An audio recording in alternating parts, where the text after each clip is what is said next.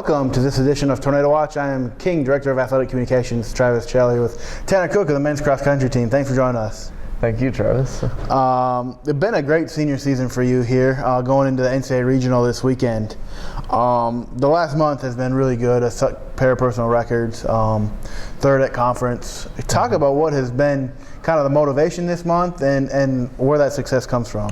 Well, the motivation really started at the beginning of the season because before the season I ran at the New Balance Falmouth Road Race in Falmouth, Massachusetts, and didn't finish as well as I wanted to there, but that really kind of lit a fire under me that, you know, I'm in this kind of shape and I can do this, but I need to improve upon it. And the fact that it's just my senior season, last go around here, needs to be a good one because after kind of a mediocre season last year for me, I needed to go out on a high note.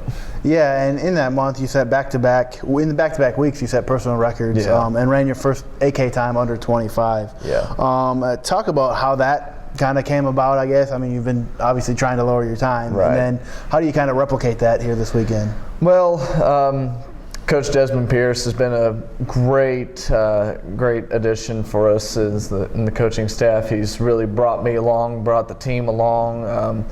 Breaking the school record was really my thing at the beginning of the season, getting under 25, getting under Spencer's record. It was the main goal for the season, during the season, but now that we're in the postseason goal is to, you know, do well at region in order to get to the national meet. That's the next step for me. A lot of stuff that I've been doing this month, really focusing on hitting the workouts and just going slow and easy on the recovery runs, just getting enough sleep, getting what I need to eat inside of me, doing the little things, core, lifting, all that stuff. Just focusing on the small things. That's all I've been doing the past month, and it's obviously led to great things, including the back-to-back PRs for me and third at conference. Yeah, it's a long process, obviously, all year working to this point. Conference 2 weeks ago went pretty well. Finished third, earned first team all conference. What can you use from that running against some of the competition you saw there and that you'll see again here in the regional? Yeah. I mean, I ran against Mount Olive, been running against them for 4 years now, and they've been doing pretty much the same thing. They really good team. I actually led the race for like 7,200 meters of the 8K, and they just came on me the last 1K, and I thought I had it locked up, but they said no otherwise. But it's good to run against them, especially 2 weeks in a row there at Queens and at conference. They're always top-notch competition. They're the best team in the region this year, so it's good to run against them, especially their number one, Adam Craig, who's broke the conference record earlier this year. Really stout time of 23:59. It's been good running against them the past 4 years, and always good experience with running against them because you know you're going to run fast. Yeah, it gives you something to strive for, something to push you.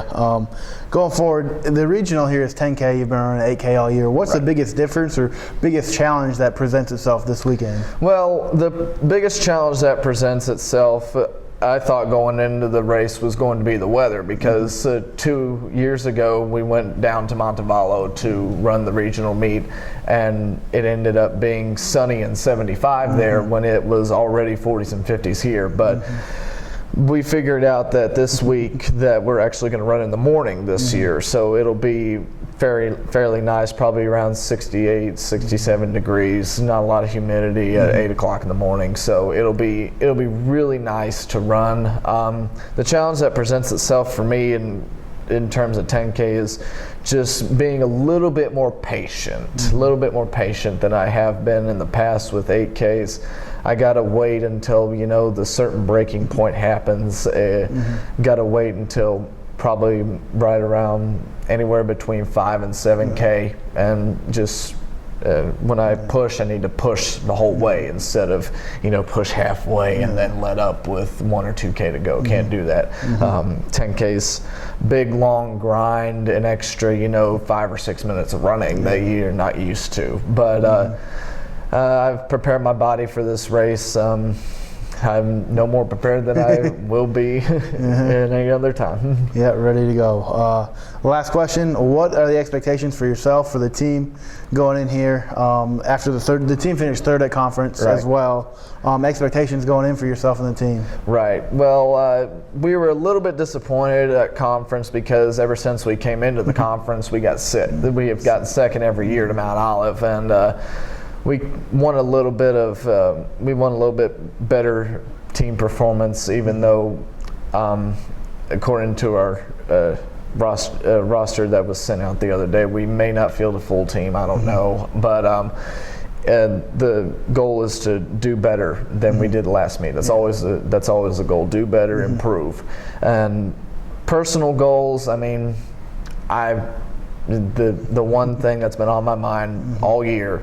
Get to nationals in Florida, do well at region, and just get to the next step. That's the thought really doesn't even cross my mind about this may be my last collegiate cross country race, but it's just getting to the next step. That's the most important thing. Got to be top 3 individuals that are not a qualifying team, and it'll be tough, but I'm ready for it. I've been ready for this moment for months now. Yeah, that's on Saturday, 8 a.m. in Montevallo, Alabama. Links for live results are on kingtornado.com. Top 3 teams qualify as long as the top 3 individuals that aren't on a qualifying team will qualify for the national meet coming up in November. Thanks for joining us, and good luck this week. All right, thanks, Travis. You have a good one. You too.